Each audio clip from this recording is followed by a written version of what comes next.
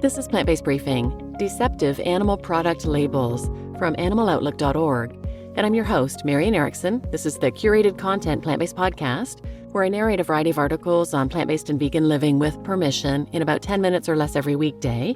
Think of it as your daily dose of inspiration to stay the course with your compassionate, healthy lifestyle. So now let's get to today's plant-based briefing. Deceptive Animal Product Labels from animaloutlook.org. Animals in agriculture facilities endure cruelty every single day. Many suffer from tight, overcrowded conditions, painful procedures without anesthetic, and slaughter long before they would naturally die. A lot of consumers discover this and rightfully want to avoid animal products made in such a way. However, the reality is that most labels to help consumers decide how well an animal is raised can actually mask the cruelty and inhumane practices that are standard in the industry. How does the USDA approve food labels? Claims on food packaging about how an animal is raised are optional. However, if a food manufacturer wants to make such claims on their packaging, they need to get approval from the Food Safety and Inspection Service, FSIS. The manufacturer must submit different types of documentation to the FSIS depending on the kind of claim they want to make. Humanely raised, raised with care, and sustainably raised. The term humanely raised can be particularly misleading to consumers. The word humane brings to mind images of a human lovingly taking care of an animal. Sadly, this is not the case. When seeking approval for labels like humane, raised with care, and sustainably raised, the FSIS does not give specific guidelines for what the term means. Instead, they let manufacturers define it themselves by submitting their definition and putting it on their product's label or on their website. The definition accepted by the FSIS can be loose. This means that chickens in an overcrowded and cruel agricultural facility could be defined as humanely raised simply because they get fed vegetarian feed. This does not line up with most people's idea of humane, yet that is how the producer chose to define it. Cage-free, free-range, and pasture-raised. Cage-free likewise brings to mind happy images of chickens getting to do activities like wander around a field. But cage-free simply means that chickens are not kept in tight cages. They may still be in a crowded indoor facility and open to suffering from other cruel practices. New male chicks that hatch may still immediately be killed because they can't lay eggs. Female chicks might undergo painful removals of part of the beak to stop pecking due to stress. Both practices are extremely common in the industry.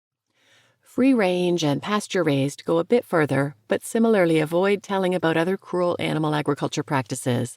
Free-range means that an animal is given outdoor access for 51% of its life, but how much access is left undefined. Pasture-raised means they get that access for their grow-out period before they're slaughtered. Natural. Natural is defined as being minimally processed and containing no artificial ingredients or added color. This has no relevance for how an animal is treated, and as such, claims aren't even handled by the FSIS within the USDA. The billions of animals slaughtered every year in the U.S. by animal agriculture is far from a natural world for them. Third-party certifications. A variety of third-party certifications allow manufacturers to adhere to a set of standards and perhaps even independent auditing to earn a seal on their packaging. For a lot of animal-raising claims, a third-party certificate might be more reliable than just approval from the FSIS. But all animal product labels are misleading to a certain extent by promoting the idea that there is a good and just way to do animal agriculture. Even very credible and well-meaning third-party certifications tend to overlook cruel practices such as castration without anesthetic. At the end of the day, a pig does not want to give birth to piglets just so they can be raised to be slaughtered. A cow does not want to spend the majority of their life being overmilked. A chicken does not want to be killed years before they would naturally die in the wild. Animal agriculture should not exist. Full stop. If you haven't already, consider going vegan at tryveg.com. What Animal Outlook is doing to help animals.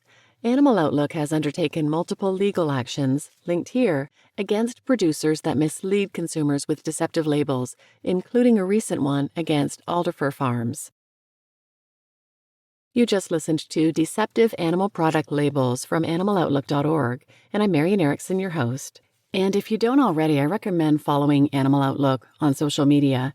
They just had another expose, an investigation of a chicken farm in Fresno, and it shows the chickens being gathered up for slaughter to go on the trucks. If you've ever driven past one of these slaughter trucks, it's so sad already to see these birds. Many of them are dead, and they're just in horrible shape. They're traveling on these trucks with no food or water, no protection from the elements. It's ridiculous how long they're legally allowed to be in those conditions on the trucks. But check out this video on Instagram, or however much of it you can stomach. It shows the process that the chickens go through to get on those trucks. It's not the farmer gently, coercing them into these little crates.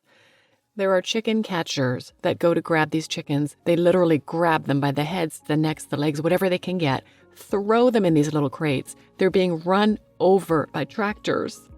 Crates are being shut on their heads. It's just unbelievable. These are sentient beings who feel pain, who have social skills, who want to live their own lives. These are 6-week-old little babies. And the ones, I guess, who got run over by tractors or got a crate slammed on their head were the lucky ones. They didn't have to continue their horrible lives of hell on the way to slaughter. Anyway, I wish this is the kind of thing we could have everybody see. Nobody will look at it if they don't want to know. But if you're interested in more about the humane hoax, I highly recommend the Humane Hoax Anthology. It's a fantastic book, lots of different articles on greenwashing, humane washing, and edited together by Hope Bohannic. I also recommend her podcast, the Hope for the Animals podcast, and specifically the Reason for Vegan series. You can learn all the basics about various types of animal agriculture, and she is the one that runs the Humane Hoax project team that I'm a part of. She's a wealth of knowledge. Check out that series, and I'll link that in the show notes as well as the book. And I've done a number of other episodes on the Humane Hoax. I'm part of the Humane Hoax project team. This is such a terrible thing for animals when people are buying humanely raised and buying into these fake marketing labels. I'll link some of these in the show notes, but you might want to check out 878. In ovo sexing does not make the egg industry humane or ethical. 843. Homesteading is a viral trend, but butchery gone awry is its dark side. 740. Everyone is talking about greenwashing. It's time to talk about humane washing. 726. Lessons from successful transformations. 688. How meat labels deceive consumers. 639. One Bad Day, an excerpt from the Humane Hoax Anthology. 626. The Humane Hoax, Animal Industry's Labels and Lies. 587. Tyson Foods investigation exposes myth of free-range chicken. And 466. The cruelest part of dairy farming is totally legal. I will link even more in the show notes. So please share this episode with anyone who might benefit, and thanks for listening.